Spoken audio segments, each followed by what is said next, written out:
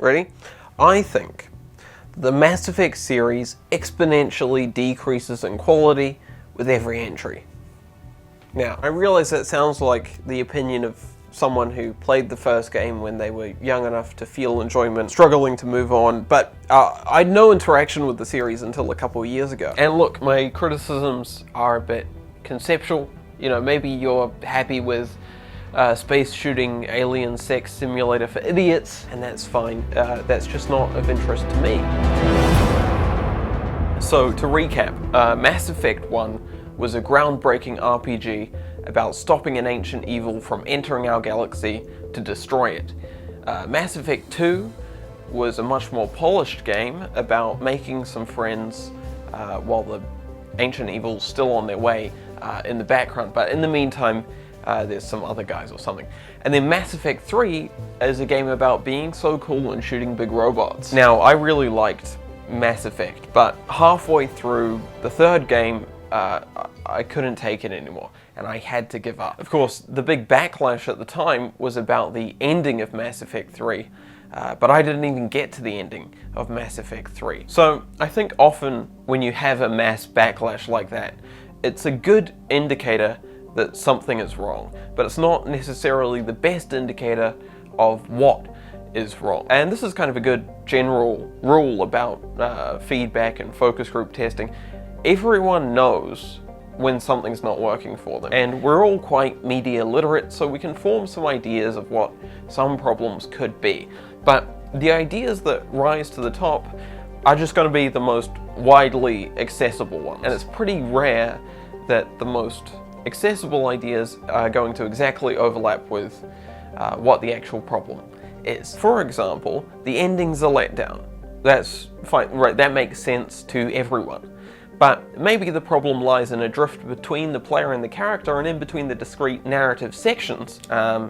Nice idea, you know, that's probably a tighter criticism, but there's obviously going to be some difficulty mobilizing a harassment campaign around it. So that's what I'm going to explore. Now, having played them for the first time recently, and not really being exposed to the opinions of people online, hopefully I'll have some fresh takes and don't just accidentally repeat stale ones. I'm not trying to do an exhaustive criticism here. I just have some specific thoughts that I think are interesting. I'm not quite arrogant enough to think that I do know what the problem is with Mass Effect, but I'm arrogant enough to try. Now, I really liked Mass Effect 1. You know, it's quite rough around the edges, but it's just so ambitious and creative, and I mean, I don't want to be off-puttingly cloying, but I think what they were going for, even if they didn't get there, is just genuinely inspirational. And there's some real high points, you know, the vibe and plotting of Novaria, or when you speak with this incomprehensible ancient evil, or when you speak with the last remnants of a dead race, or, you know, all those monkey missions. I genuinely think that's a high point, by the way. There's a simplistic B-movie level sci-fi plot, but that's contrasted with this very well-developed, interesting, hard science fiction world, which I think is pretty clearly the voices of different writers coming through, but the thing is, it all works together and it creates a more interesting whole. And you can see that their scope was so much larger, but they just had to trim and trim until they could do what was actually achievable with a budget. So it's a bit all over the place, but I think cumulatively, they've made something interesting and good. Right from the start, Mass Effect was a shift away from the more traditional RPG style into something a bit more curated. I think it's summed up in the invention of the wheel. Before this, you'd either pick exactly what the player character was going to say from a list, or you would watch the player character speak in cutscenes with no choice whatsoever. And Mass Effect was the first to sort of sit between those two, where you just pick the gist of what you want the character to say from a wheel. And that has some real huge benefits. There's much more writing freedom. It doesn't have to be kept to one-line pieces of dialogue. There's more deliberate direction of things like tone and style. You know, it can now have a cinematic style, and dialogue can flow uninterrupted.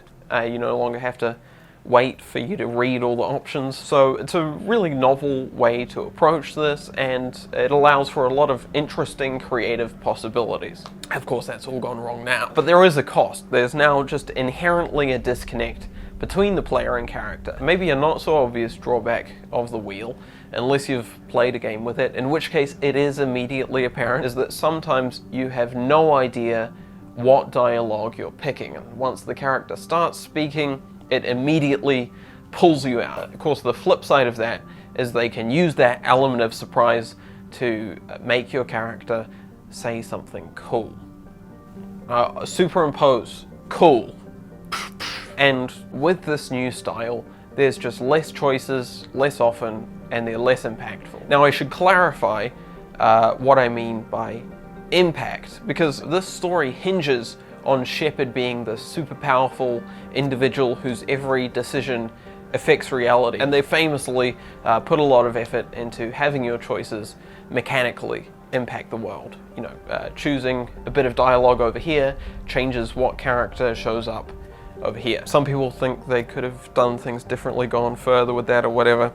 Sure, whatever. I'm not really concerned about that right now. That stuff's fine. What I do think is the problem with impact in Mass Effect is much more fundamental. You don't know or control Shepard's inner life. Okay. That also requires explanation. Most stories are defined by their protagonist's arc, right? You have a hero goes through a trial and comes out different. But role-playing games, in general, put more emphasis on the story arc, with the character arc being defined by the players. It makes sense. You're in control, so the character arc has to reflect your character. Now, obviously, in a video game, you can't just, choose what your character's arc is going to be out of every possible option in the world. You have to stay within some predefined parameters. Nothing you can do will change that. So one of the sort of tricks that's used to give you a sense of control in this player-character dynamic is by asking the player to flesh out the character's inner life. Points where maybe other characters ask you, who are you? How are you feeling? What's going on? What do you think about the plot that's happening? These aren't things that change anything in the game mechanically, but by asking you to confront the character's internal motivations, it links the player and the character together, and it creates a more interesting story. And crucially, once that inner life and motivation and player-character dynamic has been set up, it can be challenged. You can have points where the player character is compromised, like a big decision maybe, something that doesn't necessarily affect the plot at all, but something that challenges who you are, and you either have to change or resist change. I think the most notable example of this sort of thing is in Knights of the Old Republic, from the same team as Mass Effect. I guess I won't do spoilers, but the twist happens, and it's not really a twist in plot, it's a twist in character. It's a twist that recontextualizes all of the relationships and interactions that your character has had throughout the game, and recontextualizes who that character is. And that shift is happening at the same time to the player. And you take that information, and it either changes you as the player character, or you resist change. But either way, the bond between the player and the character at that point is so strong. You're operating on the same information, you're making the same decisions, there's nothing really between you. Now, in Mass Effect, Shepard doesn't have a predefined arc. And you don't get to define Shepard's arc. The writers have control over Shepard's inner life, and that information is kind of kept from you. So there just isn't a character arc. Shepard is generic action hero, and they stay generic action hero for the duration of the game. You make a lot of arbitrary decisions, but they don't contribute to any greater narrative. You're not defining a character, you are just making granular decisions along Shepard's story. They had a problem that only 8% of players picked the evil options, but of course they did, because it makes no fucking sense to do so. Mass Effect 2 opens with Shepard dying and then immediately coming back to life, which is so stupid. But there's a lot of good reasons for it, and I think primarily having you killed and then resurrected by the bad guys gives you a good starting motivation pick some evil options this time. But they basically looked at everything that worked in Mass Effect and did extra of that, and then looked at everything that didn't quite work and did none of that. But I think something was lost in the process. You know, Mass Effect 2 is a better game, but it's not overflowing with potential. In Mass Effect, a lot of the peripheral stories are really great, but then the main plot is just okay. So Mass Effect 2 has really dialed in on that. It's a series of strong, character-based side stories with a fucking abysmal A-plot. Just absolute dog shit. One of the clever things that they've done with this shift to character stories is a sort of fix for the problems with that player character agency. They still can't really give you control over Shepard, so instead they give you control over others. Every one of these character side missions ends with you having control over that character's decision. It's a really bizarre gimmick, but it does the job. Now, they weren't just streamlining from a writing perspective. With the success of Mass Effect, there's obviously more financial interest and corporate oversight, and an obvious reason for this change in writing system is budgetary. It's much more efficient if instead of open collaboration, you break up the writers, they all do a short story each, and then you string them together. So the writing on Mass Effect 2 is less collaborative, but more modular, which in some ways really worked. Having each character assigned to a writer means that those characters are a lot stronger. They have a more unique voice and they're more internally consistent. But I think there's actually a pretty big problem with this way of writing.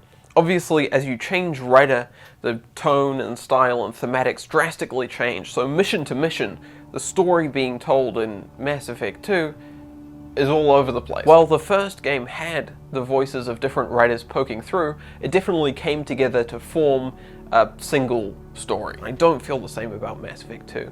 Mass Effect 2 is at a more consistent, polished quality, but the plotting is awful, and some character problems start to emerge. I guess this is more to do with the corporate oversight, notes from above, than a problem inherent to the writing system, but there's a bit of a trend in this game of cool characters. Admittedly, it doesn't really matter, it doesn't affect the plot or anything, but I was often aware that I was meant to think that a character was cool, and there's nothing I hate more than being meant to think that a character is cool. Now, I don't want to relitigate drama from 2009, but I will.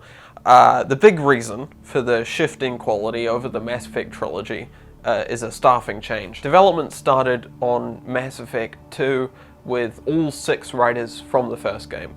By the end of development, 4 of them had left and been replaced, with a few of them specifically citing the shift to a more corporate style icing them out. But other than that, it's a solid game, and given the direction the trilogy's headed, it's a great setup for the style of the finale. You know, this trilogy has to end with a doomsday scenario now, and a great way to deal with that would be using this episodic style to wrap up all those character stories before ending with, you know, a downer, bittersweet, heroic sacrifice.